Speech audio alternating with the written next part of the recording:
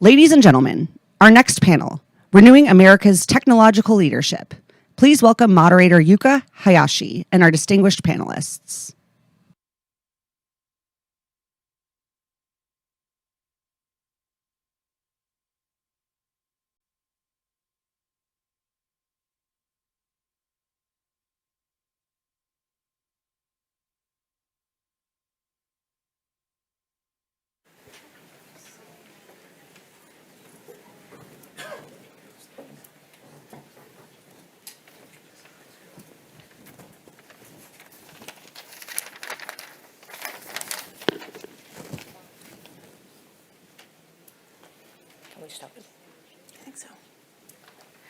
Hello, my name is Yuka Hayashi. I'm a journalist for the Wall Street Journal. I write about trade policy and international economy. Today, we're here to discuss the CHIPS Act, a very timely topic. U.S. Congress passed the CHIPS and Science Act last August to strengthen the domestic semiconductor industry and also to renew America's leadership in this critical technology that we rely on pretty much everything these days, our cell phones, our cars, and military equipment. Congress allocated $53 billion for the program to provide grants for the manufacturers and also to expand research and development. But it is up to the Commerce Department to design the details of the program and also decide who are actually going to get the money. So that's a big job. Just 2 weeks ago, Commerce Secretary Gina Raimondo unveiled the application process for the manufacturing grants. Department also launched a dedicated team of experts to implement this program. Today, we are lucky to have two of the senior members of that team. Next to me is Morgan Dwyer. She is Chief Strategy Officer for this team. Morgan is an expert on technology and national security policy and is a veteran of the White House and the Department of Defense. And Sarah O'Rourke is Head of Operations and Chief of Staff to the Chief Investment Officer of this CHIPS team. She comes from a private sector background, having worked at McKinsey for a number of years. There, she co-founded the company's Reinvesting in America initiative, where she helped governments and businesses drive transformative change in areas like infrastructure, clean energy, and technology. So my first question, Morgan, could you give us an overview of the CHIPS Act? What are the main goals? What image do you have for the semiconductor industry 5 years, 10 years down the road because of this program? Yeah, thank you. And thanks to everyone for joining us here, especially great to see so many friends and colleagues from the Department of Defense in particular, which is why I'm happy to say, the number one goal of the CHIPS Act is national security and is strengthening national and economic security. And how we're going to do that, we are making an investment of a scale and ambition that is really unprecedented in our recent history as a nation. And so to guide us in our activities in the next couple of years, Secretary Raimondo really laid out an ambitious set of objectives of where we want to be in the next 10 years.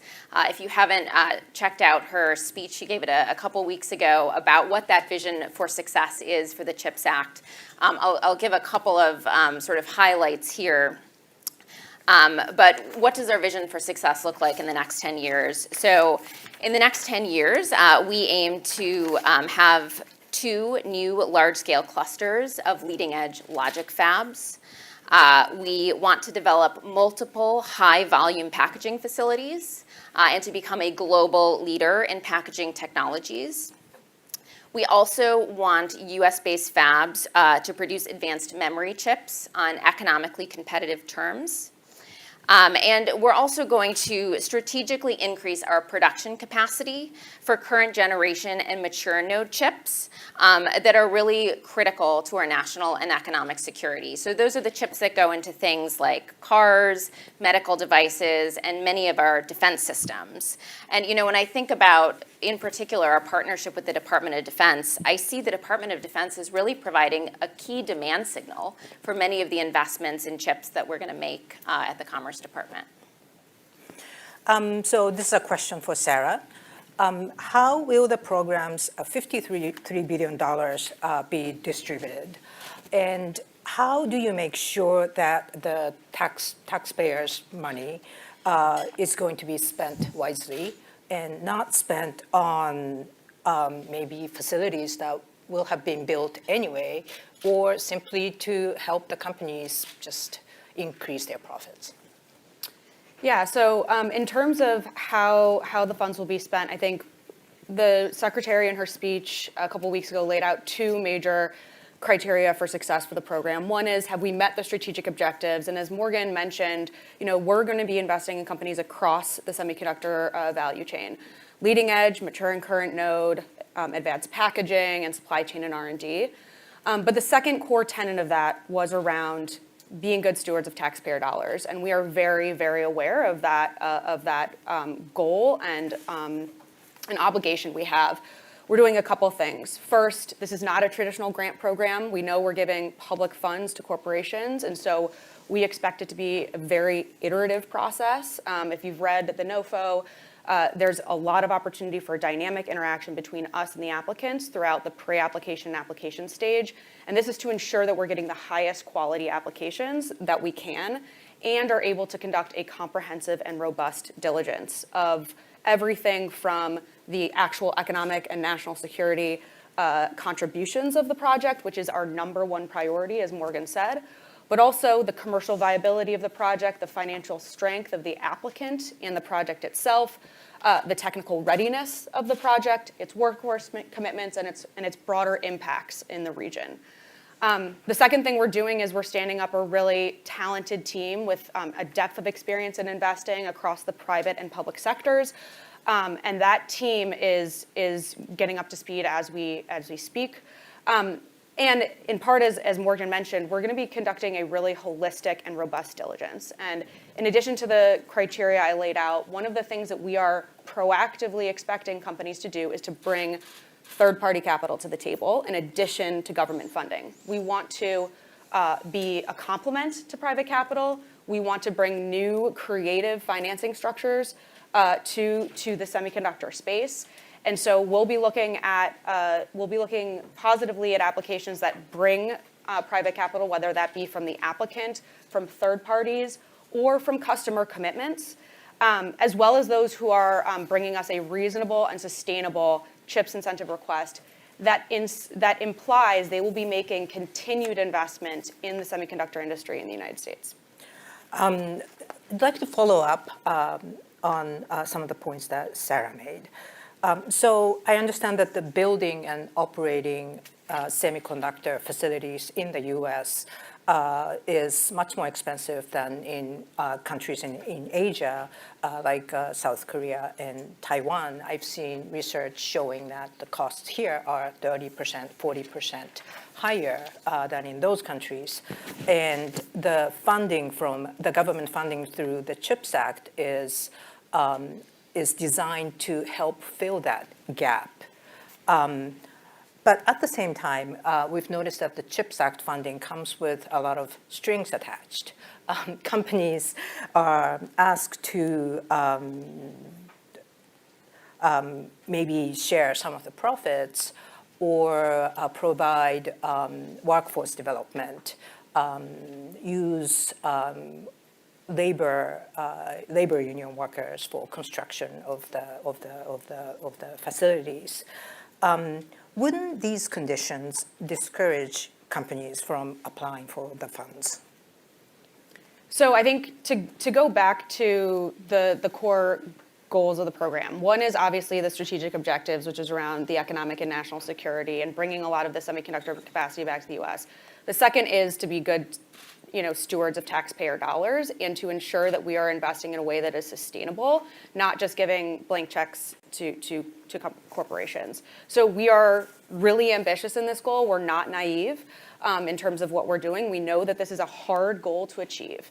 But I think if you look at some of the things that are requirements, the upside sharing clause is really about aligning expectations. There is a requirement to share outsized, unforeseeable profits that are above what we and the applicant believe are going to be the projections of the project. So in that way, it is a way to align incentives, ensure that we are partners with applicants in establishing reasonable expectations for the project.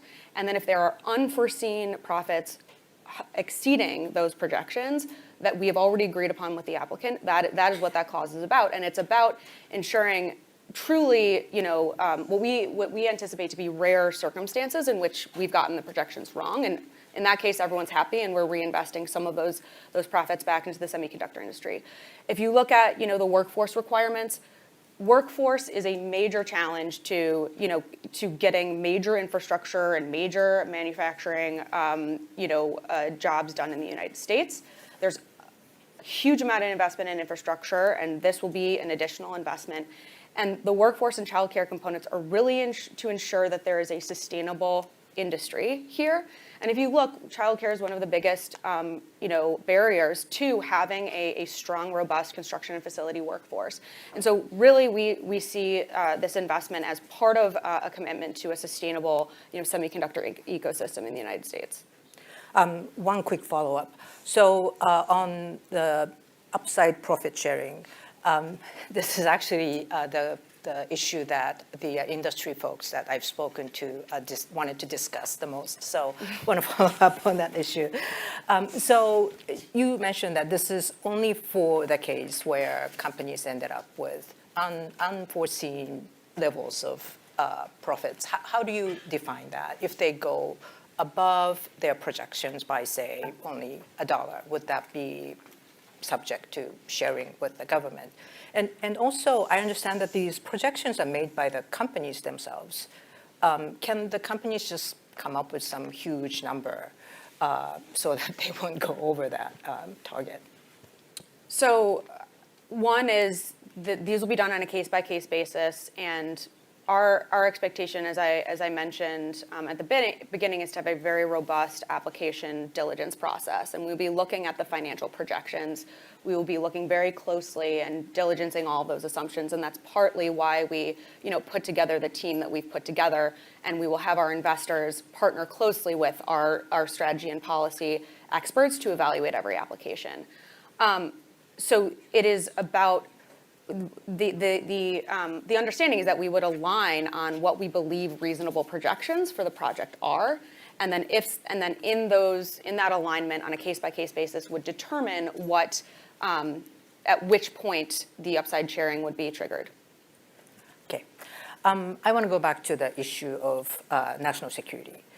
You discussed some of that angle, but could you discuss a little bit more how this semiconductor program is going to help the U.S.'s national security? And also, how would the U.S. military and the national security communication could benefit from this? Sure. Like I said, the number one objective of this program is to strengthen national security. And I really see that the investments that we're going to make strengthening national security in a couple of different dimensions. I mean, first is just global supply chain security. If you take a look at some statistics that the Secretary Raimondo often likes quoting, but in 1990, the U.S. accounted for 37% of global chip manufacturing capacity. Today, we only have about 12%. We once manufactured all of the world's nearly all of the world's most advanced semiconductors. Today, we manufacture none. Almost 92% of the world's leading-edge semiconductors are produced in East Asia. So that's a huge global supply chain challenge. And so one of the things that Chips for America is going to do is strengthen global supply chain security.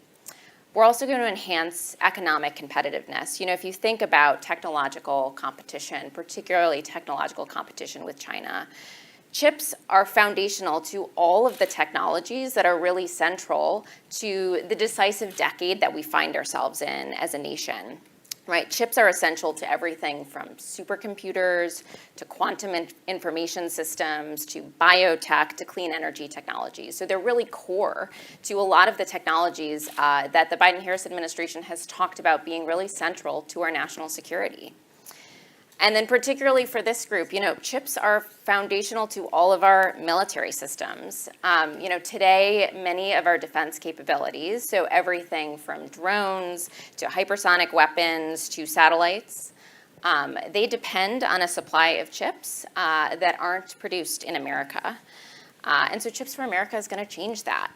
The U.S. military will be able to use chips that are made here in America.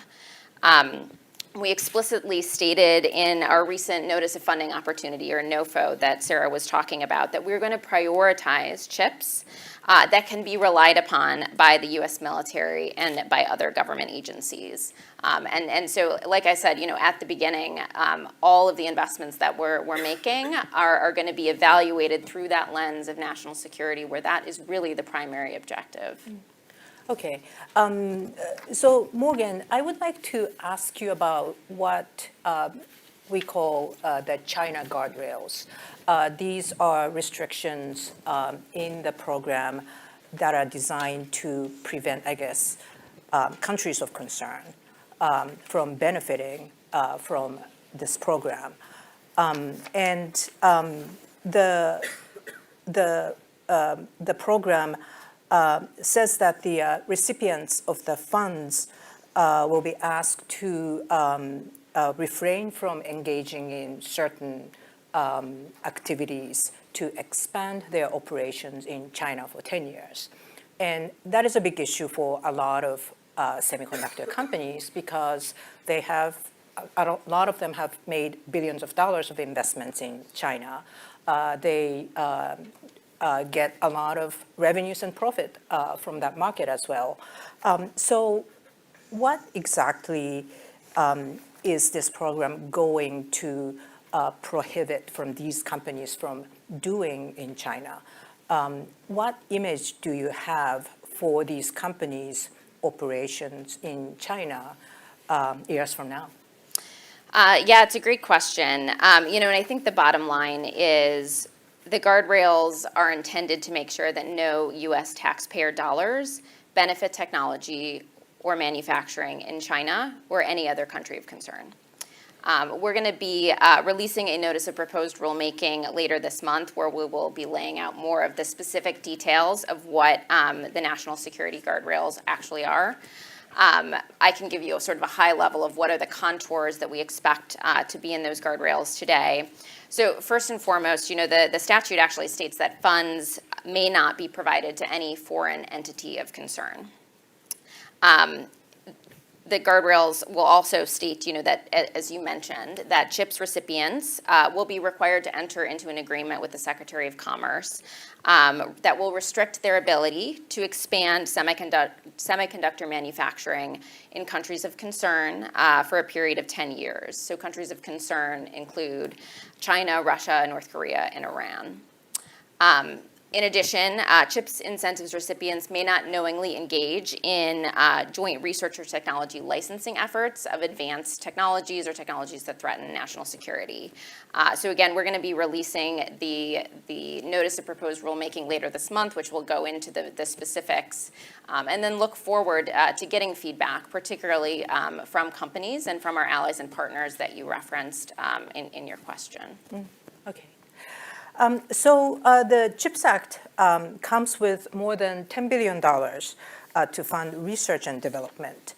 And that is going to focus on creating what is called the National Semiconductor Technology Center.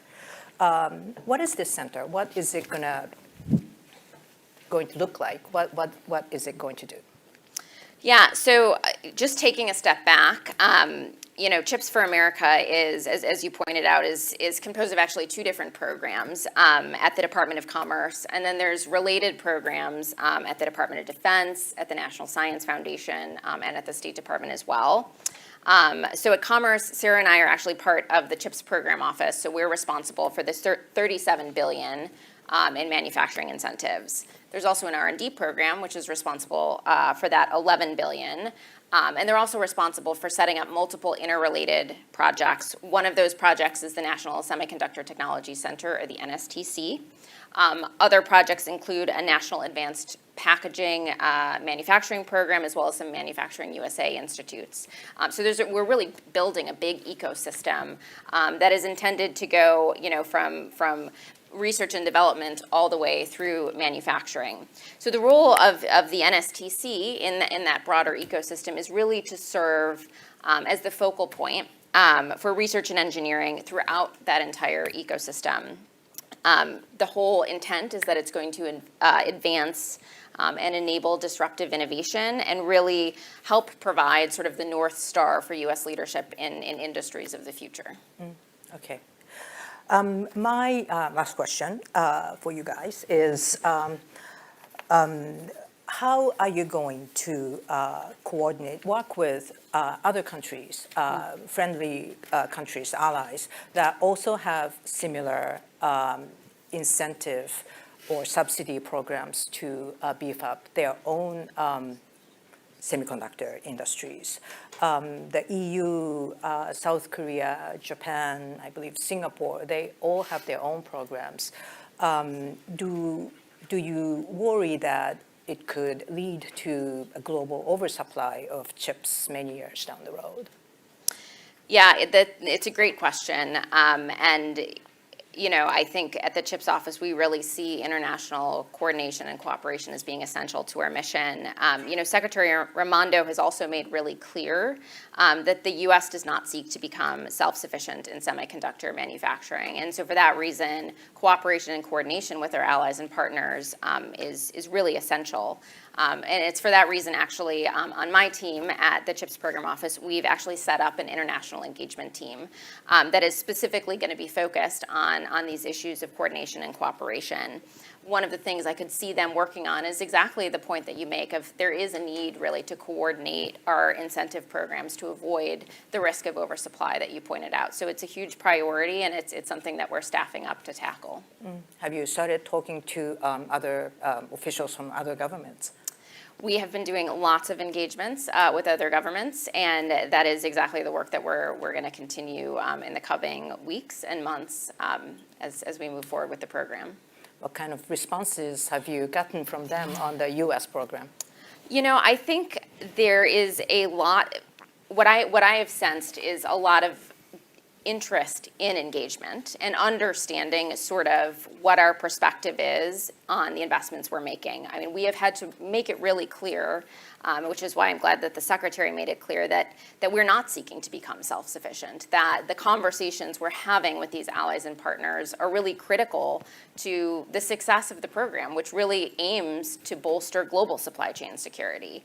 And so a lot of our initial conversations have really focused on sort of sharing that vision for success and making it clear that this is about global supply chain security, and we have to work together to achieve that. Okay. So we have 7-8 minutes left for questions from the audience.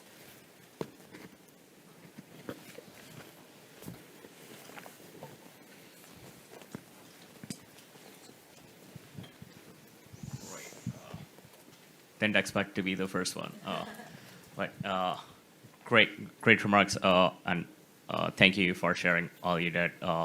So in your prior role, Morgan, at OSTP, you were involved in a lot of discussions around the workforce provisions of the CHIPS and Science Act. And there were two in particular, as we look at the report card. There was a Jobs Act that was particularly aimed at providing short-term Pell Grants for skills and trades, and there was a provision in the House bill that was to retain foreign STEM talent. And I'm sure David Shahulian would agree with me about when I say that Intel's needs for highly educated people in their Ohio plant that they're going to set up has actually increased since they first made the projections. And the secretary gave a great speech at MIT last year on this issue. I was wondering if you could comment on like how the absence of those programs and the final legislation might impact the outlook for the CHIPS, for the success of the CHIPS Act in the next 10 years.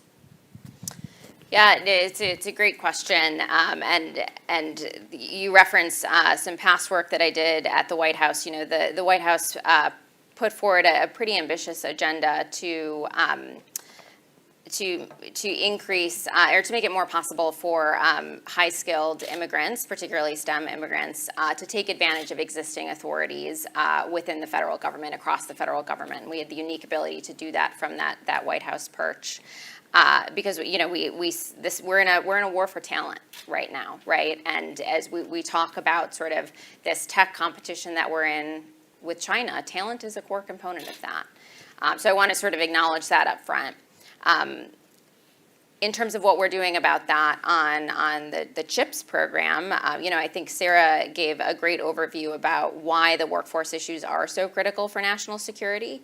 And I think the notice of funding opportunity that we put out is really trying to tackle as many pieces of the workforce challenge as we can through a notice of funding opportunity. And that's why you see a robust set of provisions focused on the entire workforce pipeline, everything from, you know, apprenticeships to partnerships within communities. And so we're really focused on building up that workforce pipeline. We can't tackle that immigration challenge within the CHIPS for America program, and so what we are focused on doing is implementing those workforce provisions to the best extent that we can, and ensuring that we can actually meet the Secretary's vision for success in 10 years. The gentleman on the front row.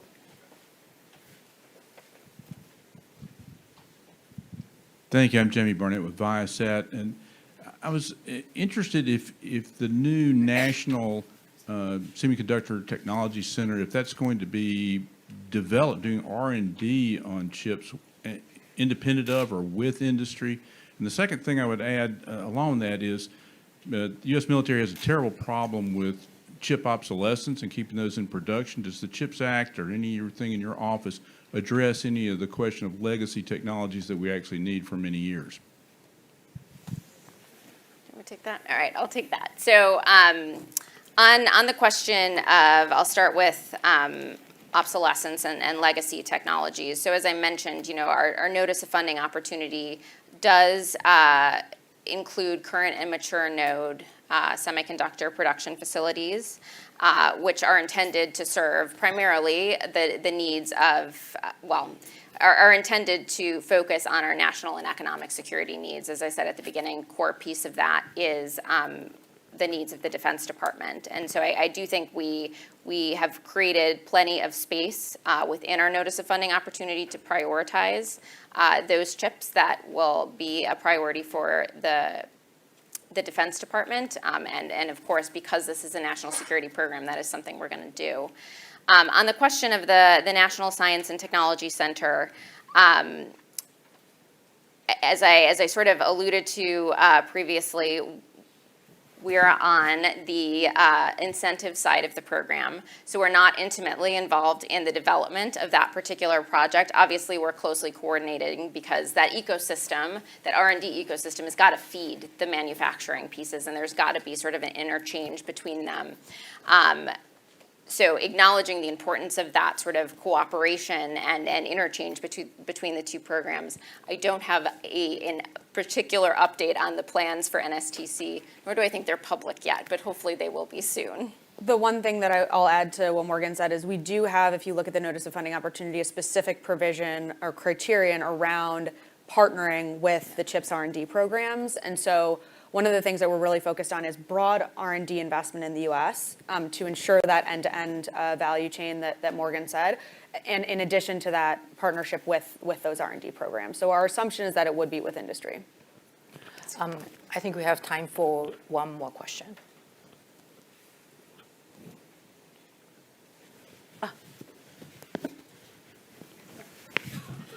Thank you. Excuse me. I come from academia, specifically kind of in the translation entrepreneurship part of academia. And I would say that probably in the last year, 50% of the questions I get are daily about CHIPS Act and how do the startups coming out of my academic center, or probably every R&D center out there, is how do we participate? How do we get our foot in the door? How do we even get more information? I understand now that you might be not in the right program office for this, but I don't want to put you on the spot, but what can I tell all these potential startups, potential new industrial base coming out of academia or R&D, that what should they be looking for? What can I tell them so they can get off my back? Thanks. I'll start off by saying, first of all, chips.gov is where we're posting all of our latest information. We actually do have a very we plan to engage with the public through webinars, and so our team will be providing webinars on items specific to the incentive side. But chips.gov is where all of the information is. I will also say, particularly, our first notice of funding opportunity on the incentive side is really focused on fabrication facilities. We will put out 2 subsequent notice of funding opportunities in the coming months. One will be focused on supply chain, and then one will be focused on R&D facilities. So there will be sort of follow-on notice of funding opportunities that might be more applicable to the folks that you're talking to. And all of the information on our plans for that is available on chips.gov. You can also sign up for our newsletter. We have a newsletter. We have a newsletter, yeah. Regular updates. That's it for this session. Thank you very much, Morgan and Sarah, for sharing your very useful information. Thanks, Yuka. Thank you.